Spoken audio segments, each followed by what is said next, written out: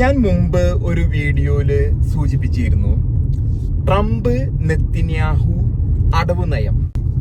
ഈ അടവ് നയം എന്ന് പറയുന്നത് ഇസ്രായേലി ബന്ദികളെ ഒക്ടോബർ 7, 2023 പിടിച്ചുകൊണ്ടുപോയ ഇസ്രായേലി ബന്ദികളെ ജീവനോടെ ലഭിക്കുന്നതിന് വേണ്ടിയുള്ള അടവ് നയമാണ് നടക്കുന്നത്.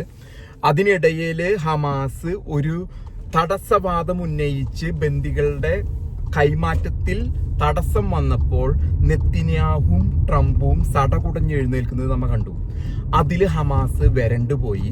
വീണ്ടും ഇന്ന് ശനിയാഴ്ചക്ക് മുമ്പ് എല്ലാവരും കൊടുക്കണമെന്നാണ് ട്രംപ് ഉദ്ദേശിച്ചത്. അത് നടന്നില്ല. പക്ഷെ ഇവരുടെ ഈ തീരുമാനങ്ങൾ പ്രകാരമുള്ള ബന്ദികളെ കൈമാറിക്കൊണ്ടിരിക്കുകയാണ് ഇപ്പൊ സംഭവിച്ചുകൊണ്ടിരിക്കുന്നത്. അപ്പോൾ ഞാൻ പറഞ്ഞു, ഇതില് പലപ്പോഴും രാഷ്ട്രീയ നേതാക്കന്മാര് പുറത്തു വന്ന് പറയുന്നതല്ല അവര് അകത്ത് നടത്തുന്ന ചർച്ചകൾ. അതിപ്പോ ജോർദാൻ രാജാവായിക്കോട്ടെ, സൗദി രാജാവായിക്കോട്ടെ, ഇതുമായിട്ട് ബന്ധപ്പെട്ട് സൗദിയാണ് ഇത് ആവശ്യപ്പെടുന്നത്. ഇസ്രായേൽ പോലും അല്ല ഇത് ആവശ്യപ്പെടുന്നത്. ഇറാന്റെ ആണവ കേപ്പബിലിറ്റിയും മിസൈൽ സംവിധാനങ്ങളും മറ്റും ഉള്ള എല്ലാ സംവിധാനങ്ങളും നശിപ്പിക്കണം. ഇറാൻ ഇന്ന് ലാബിൽ പ്രൊഡ്യൂസ് ചെയ്തുകൊണ്ടിരിക്കുന്ന എല്ലാ ന്യൂക്ലിയർ അണുവായുധങ്ങളും ഈ ദിവസങ്ങളിൽ തകർക്കപ്പെടും.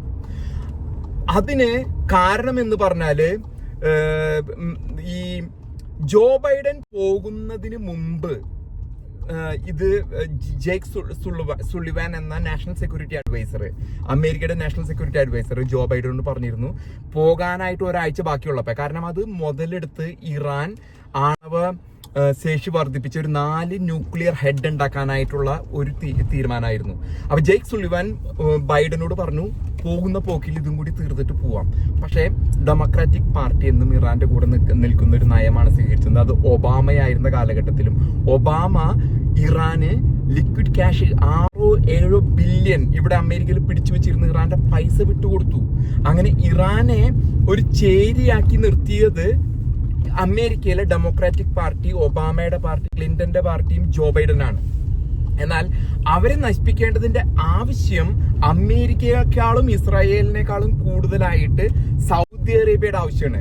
നമുക്ക് എല്ലാവരും കണ്ട രേഖകളാണ്. ഇപ്പൊ രാഷ്ട്രീയം നിരീക്ഷിക്കുന്നവർക്ക് സൗദി രാജാവ് വിക്കിലീക്സിൽ പുറത്തു വന്ന രേഖകൾ പ്രകാരം ഒരു ഇപ്പോഴത്തെ MBSന്റെ പിതാവ് അന്നാളില് അമേരിക്കൻ സൈനിക തലവന്മാരോടും രാഷ്ട്രീയ നേതൃത്വത്തോടും ആവശ്യപ്പെടുന്ന ഒരു രേഖയുണ്ടായിരുന്നു.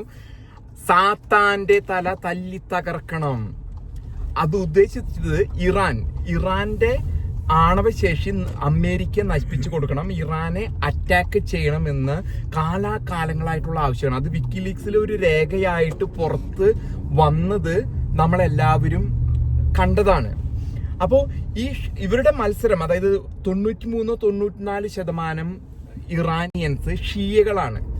ഷിയയും സുന്നിയുമായിട്ടുള്ള യുദ്ധമാണ്. ഞാൻ മുമ്പൊരിക്കൽ സൂചിപ്പിച്ച പോലെ ചില രാജ്യങ്ങളിൽ ഇവർ ഷിയ സുന്നി എന്നും പറഞ്ഞ് തല്ലിയ രാജ്യവും നശിപ്പിച്ചു. ജനങ്ങളെ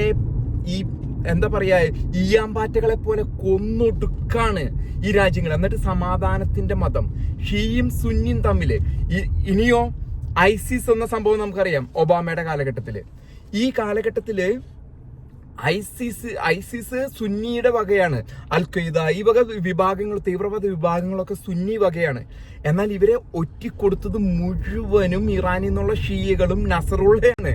ഈ ഇവിടെ ലെബനനിലുണ്ടായിരുന്ന നസറുള്ള ഇവര് ഇത് നിസ്കരിക്കാൻ പോയാ അപ്പൊ പറഞ്ഞു കൊടുക്കും അമേരിക്കയോട്, അവിടെ നിസ്കരിക്കാൻ പോയിട്ട് ബോംബിട്ടോ, ഇവിടെ പോയാ ഇവിടെ ഭക്ഷണം കഴിക്കാൻ പോയിട്ടുണ്ട് അവിടെ ബോംബിട്ടോ. കൂട്ടം കൂടി വരുന്നിടത്തൊക്കെ ഒറ്റിക്കൊടുത്തത് ഷിയകളാണ്. അപ്പോ നമ്മൾ മനസ്സിലാക്കേണ്ടത് ഇപ്പൊ സംഭവിക്കാൻ പോകുന്നത് പുടിൻ ഇതിനിടയിൽ കൂട്ടി വായിക്കേണ്ടത് ട്രംപും പുടിനുമായിട്ടുള്ള സമാധാന ഒത്തുതീർപ്പ് ചർച്ച. അതിപ്പോ യൂറോപ്പ് പുകഞ്ഞുകൊണ്ടിരിക്കുകയാണ്. JD Vance, American vice president JD Vance, നമുക്കറിയാം പാരീസിൽ വെച്ച് മോഡിയെ കണ്ടിരുന്നു, അദ്ദേഹം ഇമ്മാനുവൽ മാക്രോണെ കണ്ടിരുന്നു. അതിനുശേഷം അദ്ദേഹം എത്തിപ്പെട്ടിരിക്കുന്നത് സെലൻസ്കി ആയിട്ട് മീറ്റിംഗ് നടക്കുന്നു. ജർമ്മനിലെ ഒലൻസ് എന്ന് പറഞ്ഞ അവിടുത്തെ ചാൻസലർ ഭയങ്കര ഇതായിട്ട് പറഞ്ഞിരുന്നത്. കാരണം ട്രംപിനോട് ഒട്ടും ചേർന്ന് പോകാൻ പറ്റുന്നില്ല. യൂറോപ്പിനെ തഴഞ്ഞ് പുടിനായിട്ട് ചേർന്നിരിക്കുന്നു.